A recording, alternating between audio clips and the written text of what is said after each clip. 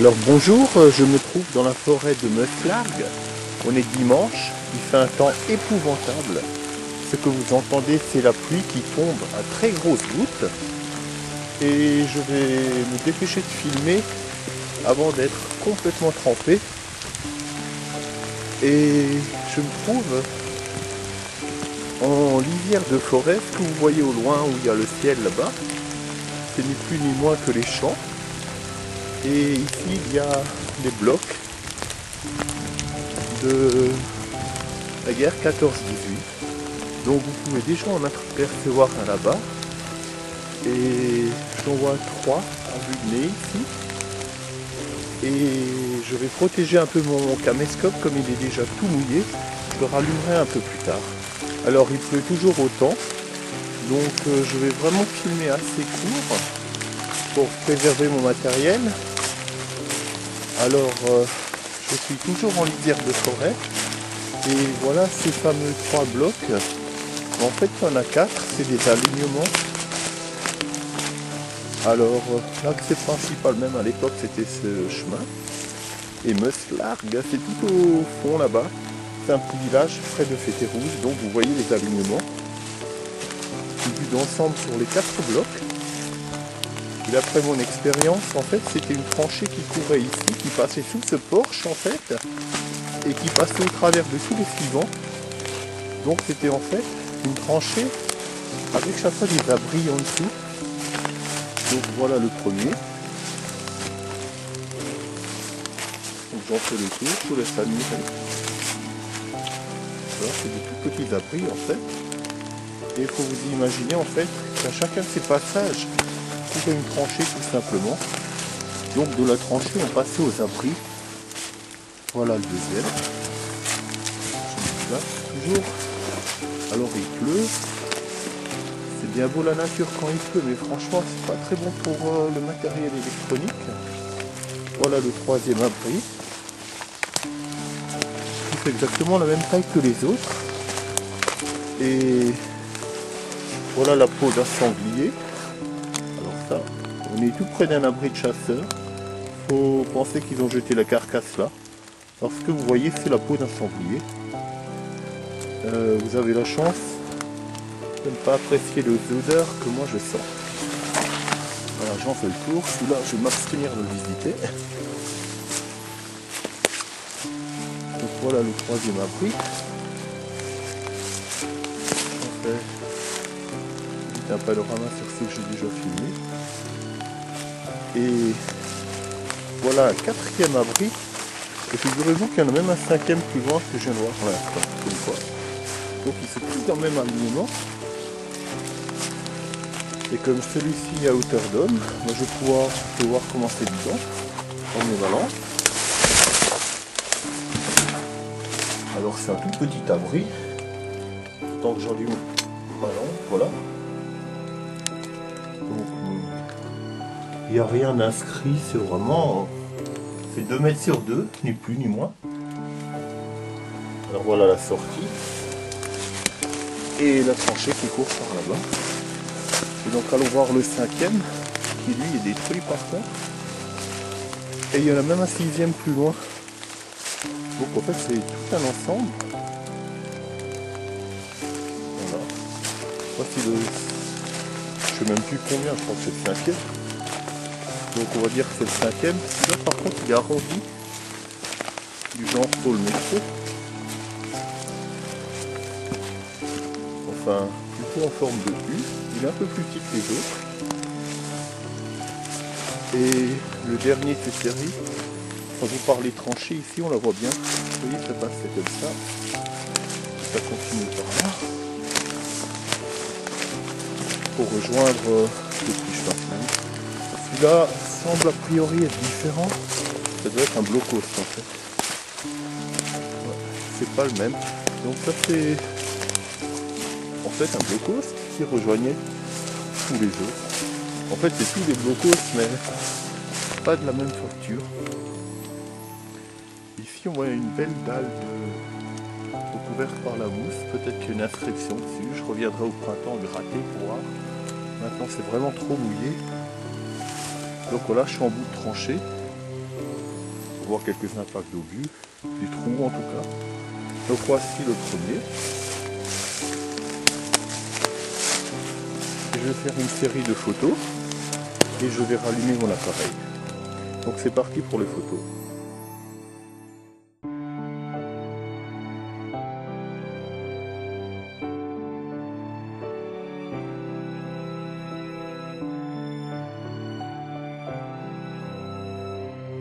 Donc voilà, j'ai pris quelques clichés et je vais m'éloigner. Donc je ne rentre pas dedans, que c'est très glissant pour le moment. Et j'ai pas envie de tomber. Vous voyez les champs. Ils sont vraiment en lisière de champs. Donc le village que vous voyez au loin là-bas, c'est que Slack. C'est Murnac qui est derrière moi. C'est des noms de villages à forte consonance alémanique. C'est normal, on est dans le Sungo.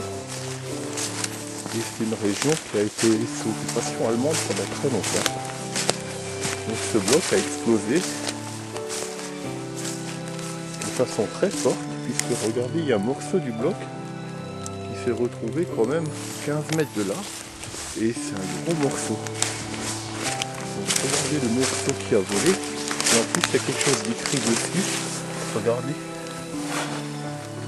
Alors c'est très lourd, je ne pourrais pas le déplacer, mais je vais pouvoir prendre une photo, et en tout cas c'est écrit en allemand dessus.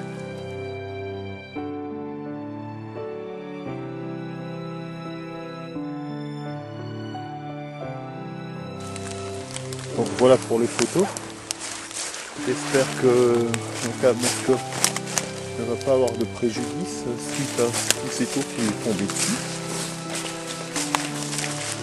Donc je pourrais pas vous dire si ça a été explosé volontairement ou pas.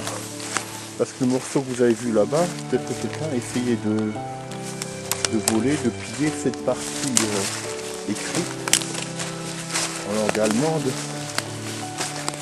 Peut-être le morceau qui manque, c'est l'équivalent de cette partie-là. Et ici, il n'y a rien d'écrit par contre. Donc il y a des tranchées qui courent partout. Et je vais essayer de prendre une photo d'ensemble avec tous ces blocs là-bas.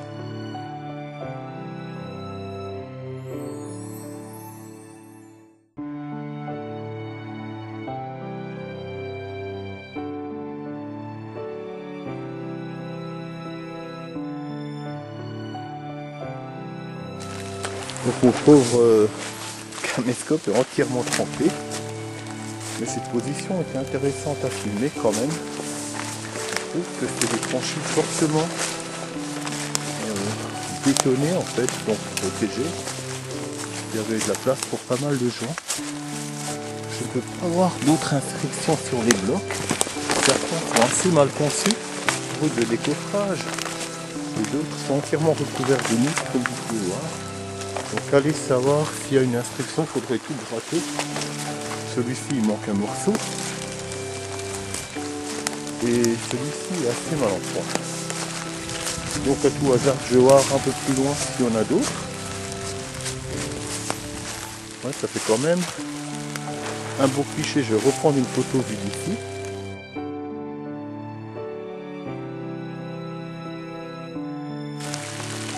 Alors voilà les blocs où on était avant. On en voit un ici. En fait, ils sont tout le long de cette lisière de forêt jusqu'à la fin. Et après, c'est les champs vers Köstlack. Vous voyez le temps horrible, il pleut très fort.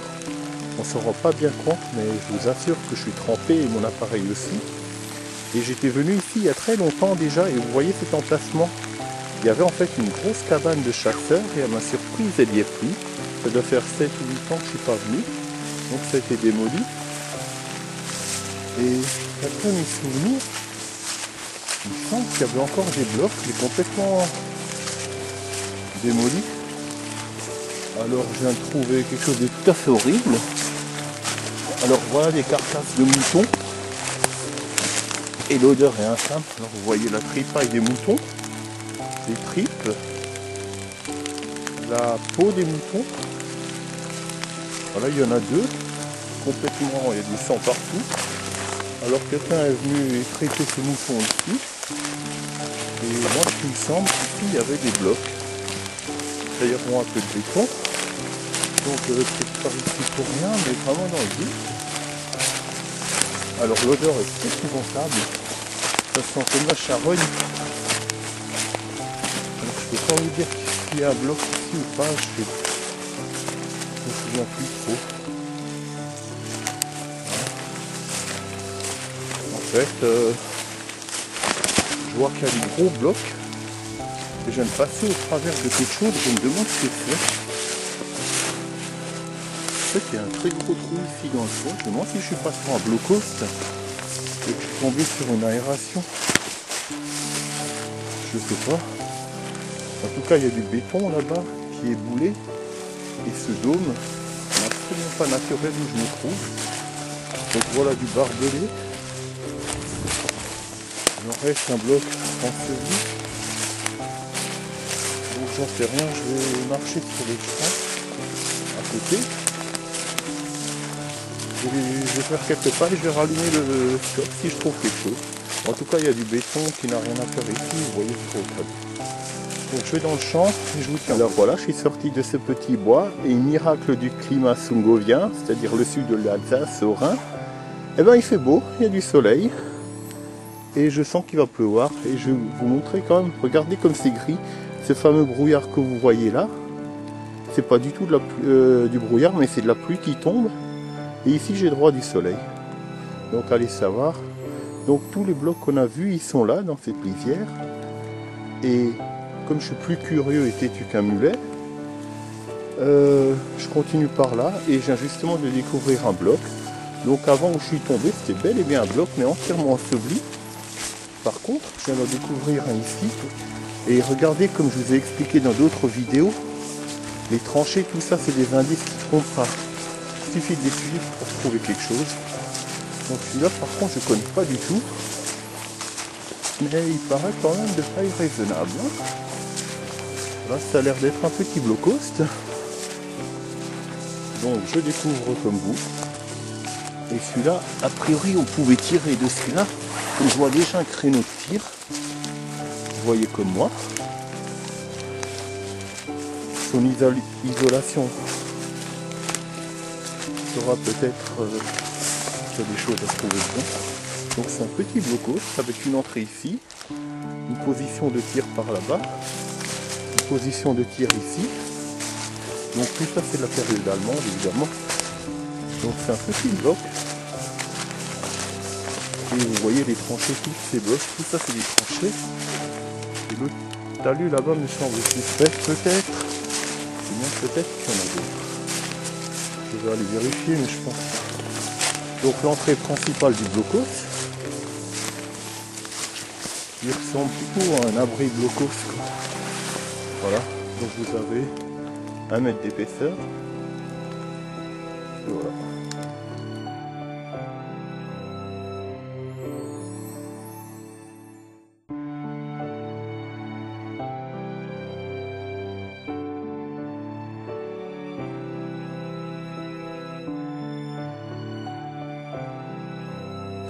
Alors voilà, j'ai fini ma petite série de clichés. Et dedans, il n'y a vraiment rien d'intéressant en fait, c'est une petite pièce. Et après constat, il me semble que c'était plutôt un petit bloc d'observation. Comme on est tout en haut d'une petite crête, et qu'en contrebas, a priori, il n'y a rien d'autre. Bon, bien sûr, je vais continuer comme j'ai l'habitude de le faire maintenant. Et c'est bel et bien des tranchées, mais a priori, il n'y a rien d'autre à découvrir. Ça a l'air de s'arrêter ici. Je vais quand même aller prolonger mon petit chemin par là-bas parce que je peux passer entre les gouttes. Et je rallume si je trouve quelque chose. Donc c'est pas. Alors me revoici et cette fois la pluie a définitivement cessé.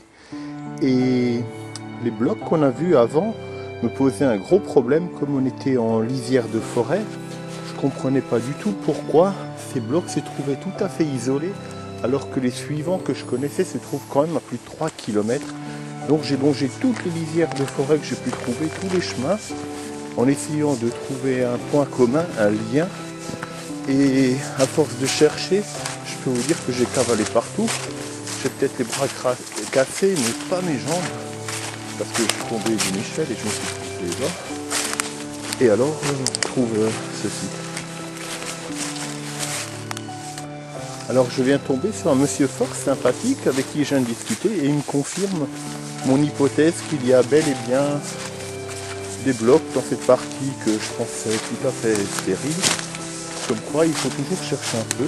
Et d'ailleurs ça ressemble à une ancienne tranchée. Alors ce bloc, on a pris un coup sur la tête puisqu'il est scindé en deux. Alors voilà un morceau du bloc qui part par là. À mon avis c'est carrément l'entrée d'une galerie, vous voyez. Et la tranchée qui court derrière.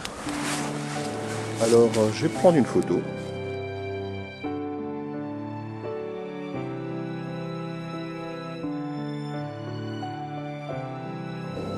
Voilà, après ces quelques photos, je continue de filmer.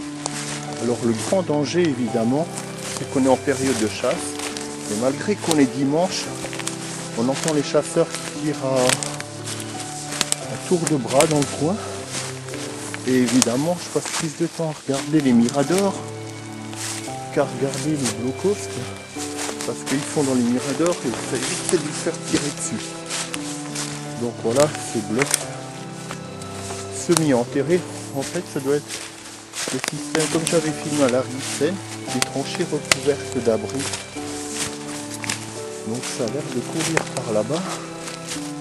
J'ai pas envie de me faire tirer dessus, alors j'ai longé gentiment la route et puis essayer de voir à gauche, à droite si je trouve quelque chose. Donc voilà, clairement des tranchées par ici. Donc c'est complètement défoncé. Je vais quand même aller pour le fun, faire quelques pas.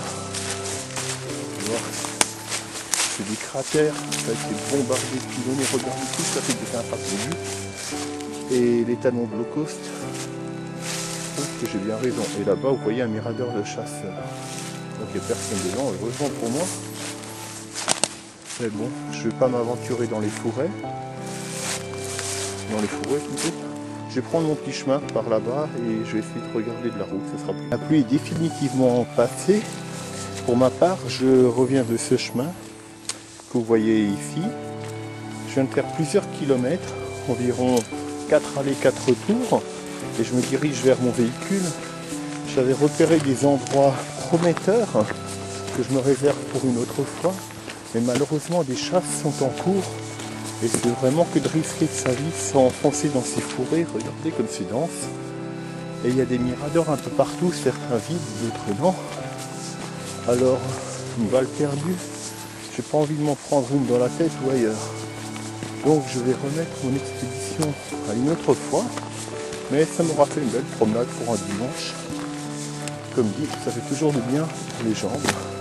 Alors regardez tous les cratères, tous les impacts de vue qu'il y a eu dans le coin. J'ai même trouvé ce qui semblait être un obus, un éclat en fait. Donc je reviendrai au printemps sans doute. Pendant toute la période de chasse, sachant qu'on est au mois de janvier, c'est beaucoup trop risqué.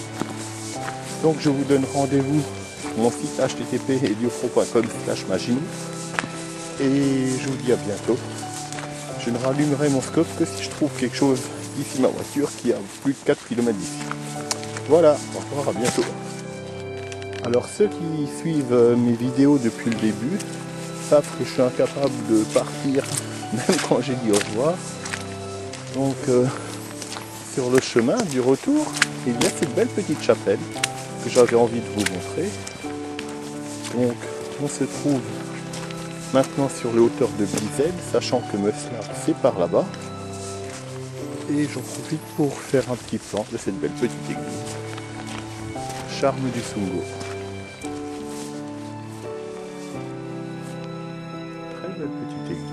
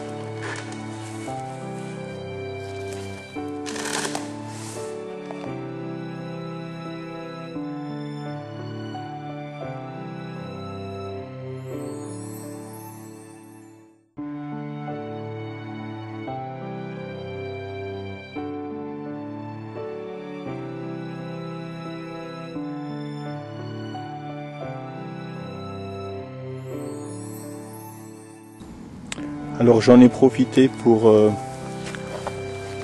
faire une petite prière pour mes grands-parents disparus maintenant. Et je vais terminer cette vidéo en ayant une pensée pour eux. Voilà, rendez-vous sur mon site et à bientôt. Alors voilà la petite chapelle où j'étais à l'instant et où je vous ai dit au revoir. En fait, d'après mes souvenirs d'enfance, quand je venais ici, il me semblait qu'il y avait un blocos en haut de cette crête. Et vraiment, juste avant de rentrer vers mon véhicule, je me suis dit, je vais quand même aller vérifier si mes souvenirs sont exacts. Et c'est bel et bien le cas. Donc ça prouve deux choses. Que j'ai une très bonne mémoire et que parfois c'est très intéressant d'en avoir une. Alors évidemment, c'est un blocos allemand qui se trouve en haut de cette crête. Cette route mène à Bizel. D'ailleurs vraiment pour le sport, comme on dit, je vais faire quelques pas de plus pour que vous voyez Bizel. Et tout au loin, environ 50 km à vol d'oiseau, je vois le Grand Ballon. C'est des collines des Vosges, ni plus ni moins. Et ce qui est intéressant, c'est que c'est enneigé. Donc voilà, je vais essayer de faire un zoom. Et je vous garantis, rien comme il y a du brouillard. Voilà le petit village de Bizel. Et toutes les forêts que vous voyez au loin, je les ai déjà explorées, j'en ai fait plusieurs films. Donc il me restera à l'avenir toute cette forêt à explorer dans ce coin par là. Des fois qu'il y aurait quelque chose à voir derrière l'étang. Et pour ma part, je vais rentrer par ici. Et Meuslargues se trouve environ 6 ou 7 km à vol d'oiseau d'ici. Donc évidemment avant j'avais appelé cette église une église alors qu'en fait c'est une chapelle, donc veuillez m'excuser. Et on va vite voir ce bloc et puis je vais rentrer. Tout ça pour vous dire que parfois c'est très intéressant de faire quelques pas de plus. Et la redécouverte de ce bloc de mon enfance va pouvoir me permettre de faire une carte beaucoup plus précise et de retracer le tracé exact du front en fait. Donc voilà pour... je ne peux pas m'avancer plus, il y a des barbelés, vous devriez les voir, mais je vais pouvoir faire une photo. Donc c'est parti pour les photos.